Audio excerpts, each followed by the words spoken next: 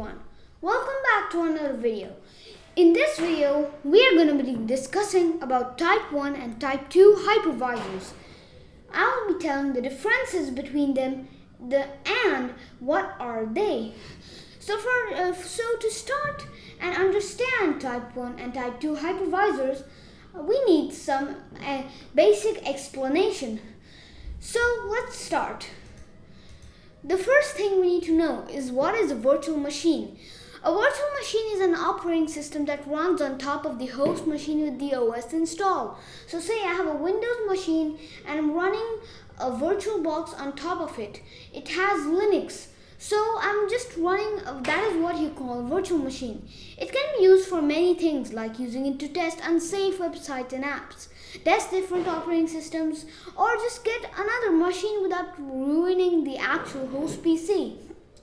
This is a good idea. So you don't need to have 3 different computers for 3 different OSs, because one computer can manage all of it. Okay, so now let's understand what is a hypervisor. A hypervisor shares computing resources with the OS and the VMs, such as memory and processing power. It also runs multiple operating systems on top of an OS, which means that it allows the machine to extend its limits and run many operating systems on top of just one of those. And it also allows the VM to run independently without interfering the OS it is running on. So it doesn't have to do anything with the OS that is natively installed in the computer. Okay, let's get to the main topic of this video, the 2 types of hypervisors. There are 2 types of hypervisors, type 1 hypervisor and type 2. So the type 1 hypervisor's algorithm is different from the type 2. So the first layer is the host PC, and then on top of it goes the hypervisor, and then the actual OS. So this means that there's no other OS interfering with it until you look at the type 2. This is the PC, and then it has to run the host OS, and then the hypervisor, then the virtualized OS. As you can see, this is a big difference. And not just any difference, but it is a really big one, because it has to run a whole host OS just in it doesn't make sense, because it is more of simplicity. But what happens is that say if you have VirtualBox, so you have Windows on a machine, and then as you're running VirtualBox, it is running the actual virtualized OS. So say if I have Ubuntu in the VirtualBox, it is also going through the hypervisor layer.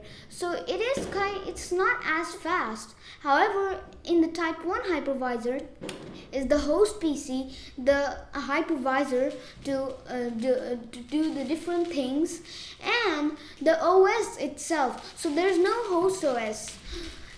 And the OS doesn't have to interfere with with any other OS that has to do anything.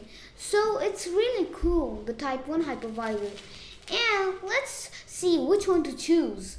Type 1 runs on bare metal, and type 2 runs on top of an OS, just like a normal application. Type 1 is definitely faster because it has direct access to the hardware, and as I said, there is no OS interfering with the process of the virtualized OS. However, the type 2 needs to go through an extra layer, which is the host OS. Type 1 is for a speed and performance, while type 2 is just for simplicity and peace of mind. So, which one should you choose?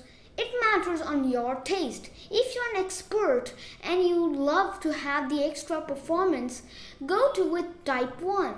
And if you're not an expert and want to do things fast, and the speed doesn't matter a lot to you because you care more about the host OS, then you go for type 2.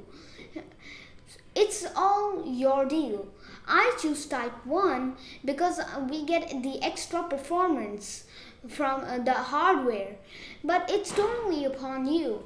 So thank you guys for watching. It was a short video, and peace.